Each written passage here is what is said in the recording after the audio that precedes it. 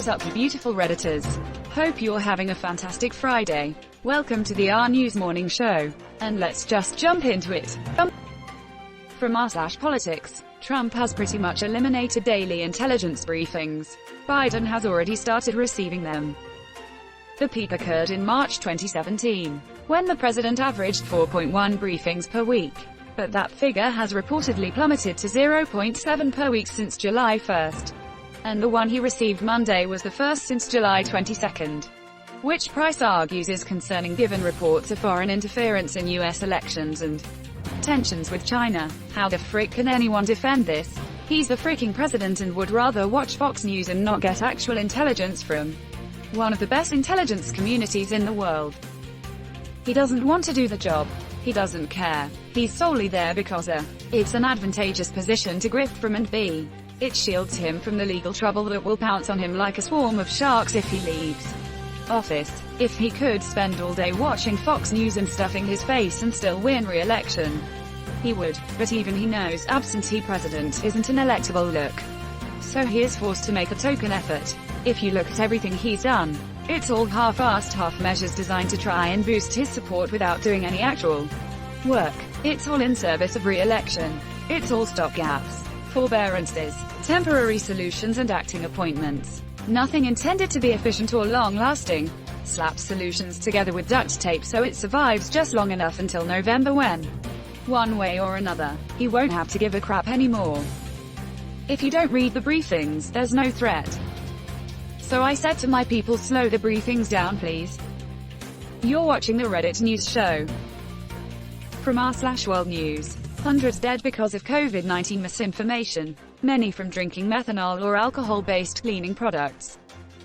Apparently the methanol part was because there was a rumor going around in Iran that drinking alcohol helped the body fight coronavirus. And since it's all black market there, people were being sold fake booze made from methanol instead of ethanol.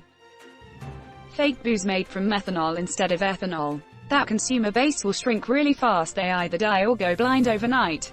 I highly doubt people can drink methanol and continue their lives. This was a problem when the US tried prohibition too. The US government once poisoned alcohol to get people to stop drinking. www.vox.com. Despite social media companies remove or labeling misleading information about vaccines, recent polling in the United States showed that 28% of Americans believe that Bill Gates wants to use vaccines to implant microchips in people. Sort your crap out, America. Ironic, they've all got devices which track necessary information and they use them all the time. Bill Gates doesn't need to implant a microchip when they're in their hands 24/7. You can't blame C-19 for this. Stupid is unaffected by the pandemic. You're watching the Reddit news show. From r/politics. House Democrats introduce urgent bill to end deliberate sabotage of Postal Service by Postmaster General. If he's doing this in plain sight to the USPS, imagine what his cronies have been doing all this time to the EPA, the Department of Education, the DOJ, SCOTUS, let's face it, every department. All while he distracts us with outrageous remark after outrageous remark and scandal after scandal. 6 previous heads of the EPA have called for a reset of the agency after Trump's rat-fricking of it. www.google.com. Trump said in a debate that one of his first moves would be to abolish the EPA. This shouldn't surprise anyone. They do know they can file another article of impeachment. Right. Make everyone go on record. Again. You're watching the Reddit news show. From r/politics. If you can punish a teenage girl for spaghetti straps, you can enforce a mask mandate. Masks are a mandatory part of the 2020-2021 school year dress code. Look, I solved the problem in one sentence. Suspend all the kids who don't wear a mask then. Yep, their parents don't want them around while trying to work at the kitchen table. So sending them back to the house for a couple weeks is a good way to literally drive the necessity of mask wearing home. Exactly. The main reason many want them in school, versus online classes, is for the daycare. And anyone who thinks we wear clothes not because we have to but because we want to has never met a 1-year-old. Keeping those little $% from stripping at every opportunity is a chore. Many of us just give up on the socks and shoes. There is plenty of MUH freedoms precedent for mandating masks. Act like adults in a civilized nation. America. FFS. Can confirm. Source. I loudly said, I want to take my clothes off. At a wedding back when I was like 3 to 4 years old.